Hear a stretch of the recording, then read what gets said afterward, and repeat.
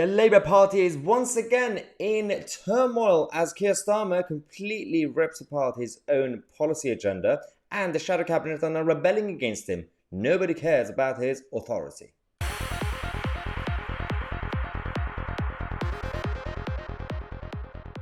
Another wonderful day and week inside Labour HQ. Keir Starmer is losing control of his party once again.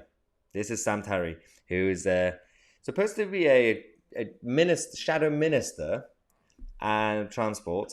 He went on TV on Kay Burley's show and he, I don't know, accidentally or whatever it was, he promoted himself to Secretary of State, Secretary of State for Transport, on TV, on live TV. At the same time, rebelling against the shadow cabinet and Keir Starmer. Because Keir Starmer has stood on the policy agenda of nationalising anything that he could touch. Nationalise this, nationalise that, and trains and all the stuff, right?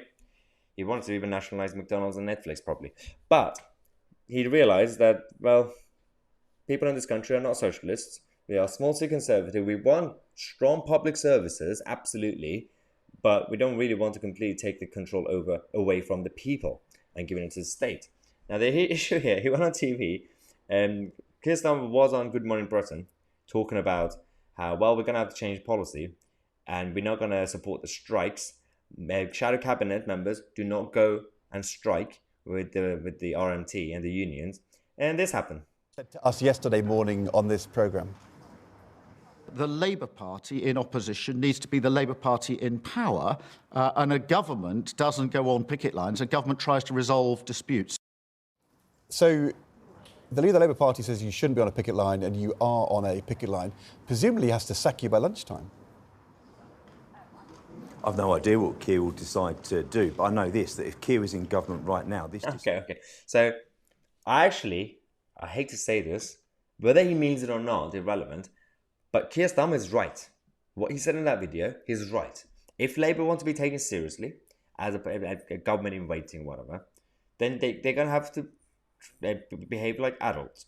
Also, I don't know if you've noticed, behind Sam Tarry, the picket line, Mick Lynch, the head of the RMT, was just... It looks like he was just pretending to be on the phone, just walking around. I'm not sure what was going on there, but there is a reality between what's going on inside the Labour Party and the grassroots. And that reality is chaos. That reality is there's absolutely no unity. If people talk about, oh, blue on blue, and Nadine Dorries talks about Claire Accessories earrings, and Rishi Sunak's expensive suits. Oh, that is very awkward. Yeah, it's awkward, but that's just how the Tory party operates. The moment the election's over, they're going to get together, and then half an hour later, they're going to come back and destroy each other.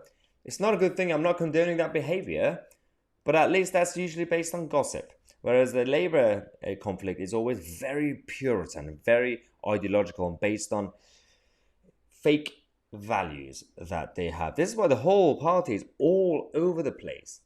These strikes should be hurting the Tories more. And they're definitely hurting the government.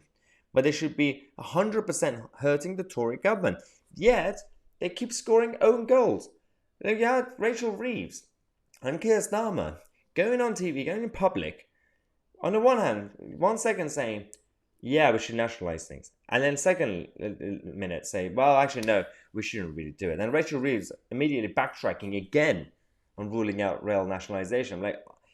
Make up your mind, guys. Seriously, if the Tory party is in chaos, if the Tory leadership is not strong, and there will be a lot of us who will be looking to vote for a different party, and if the smaller parties are not competent at the time, then ideally you want to have a completely competent Labour Party to offer us a proper alternative. You're not really doing a good job. You know, there will be a lot of people who just end up abstaining and not voting in the next general election because of this. So if you want to keep the Tories in power, keep going.